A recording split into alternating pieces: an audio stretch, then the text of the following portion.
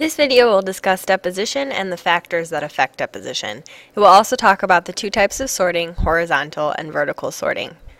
Let's start with the definition of deposition. It is the settling of particles.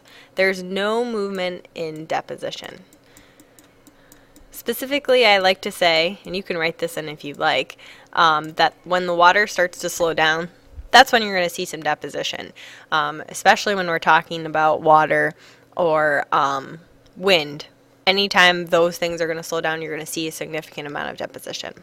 So let's first start with size. Size is the first factor that's going to affect deposition.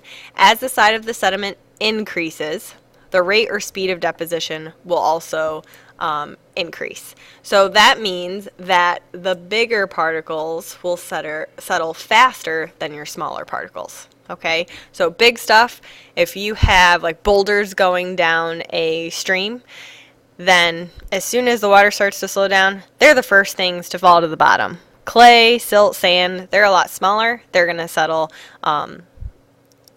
they'll be carried in the water a lot longer and they won't settle as quickly. So big stuff is going to settle faster.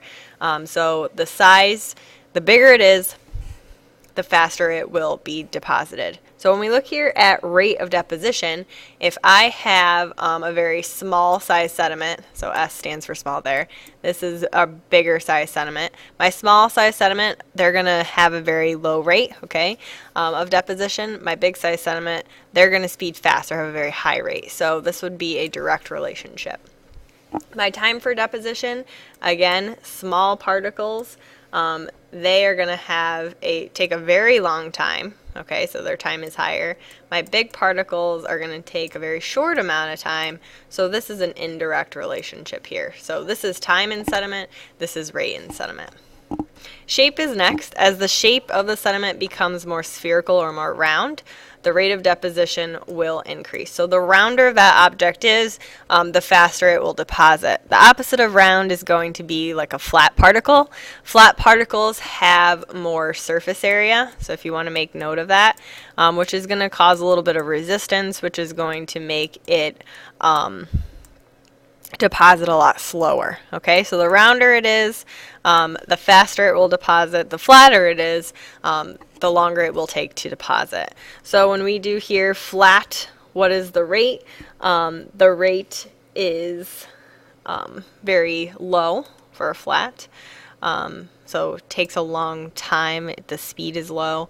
Spherical, they're going to go really quickly. So this is a direct relationship. For flat, it takes it a long time for it to deposit.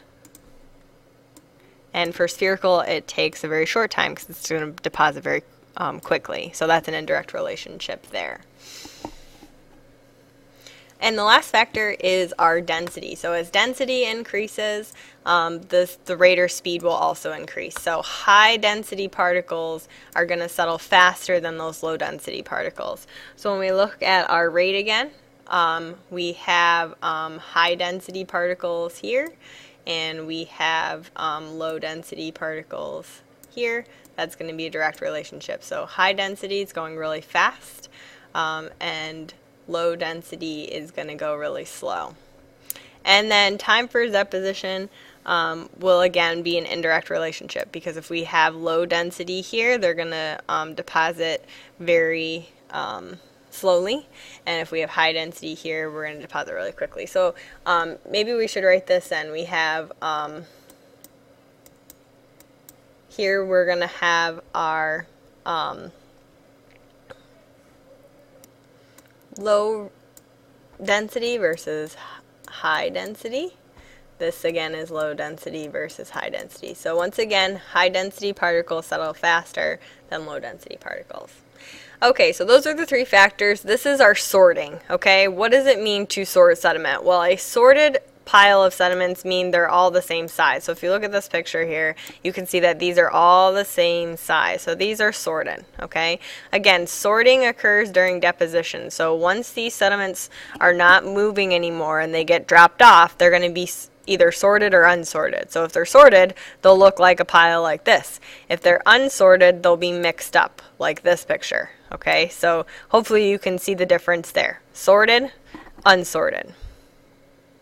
Now there are two types of sorting. There's vertical sorting and horizontal sorting. It's pretty simple. Vertical sorting is when they're sorted from top to bottom. Horizontal sorting is when they're sorted from like left to right or in a horizontal pattern. So let's start with vertical sorting. This happens when deposition is extremely fast, okay? So your heavy, denser, rounder particles settle first. That's what we just talked about in our factor, so it makes sense that they're going first. And they usually end up on the bottom, like you can see in this picture. Light, least dense, and flatter particles are at the top, and we just, again, talked about that in our factors, and here they are towards the top, okay? So again, we're sorting. This is a section, this is a section, this is a section, and that's a section. So we're sorting, but we're also layering, right? This is the big stuff, layer of the big stuff, layer of the medium, little bit smaller layer, and then our really small stuff is there. So we're going to see this sorted stuff happening when water is definitely involved. Horizontal sorting, again, this is when the stream decreases its velocity. That's when we're getting deposition. And our heavy, denser, rounder stuff empties first. You're going to see horizontal sorting happen like in that delta situation when a stream flows into the lake or ocean. This results in layers where the sediment size, roundness, and density decrease in the direction away from the land. So if the stream's going this way, your particle size will decrease as the further you move out. So you can see in this picture, here's the pebbles. They're the big stuff. They deposited first. Here's the sand, kind of medium stuff. Silt's a little bit smaller, and then clay is even smaller. You're decreasing in size as you move out. Again, they're sorted because the pebble, sand, silt, clay are in their own special areas. And they're layered because here's the pebble layer, here's the sand layer, silt layer, clay layer. Okay, so the only difference between vertical sorting and horizontal sorting is the way that they're laid down. Okay, so when we talk about being sorted and layered, what agent of erosion is going to sort and layer sediments? It's your two W's, your water and wind. Okay, obviously I'm showing you in both these pictures water, but they're going to drop things depending upon the velocity that the water or the wind is going, okay? And they're going to drop based upon size.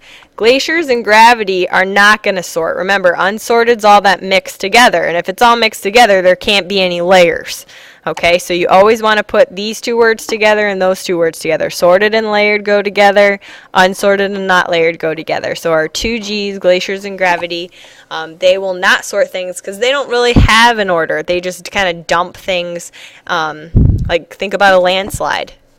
That soil breaks and boom, all that stuff falls down. It's not like big stuff, you go first, small stuff, you go last. It all goes at the same time. So that would be unsorted, and then water and wind will sort things.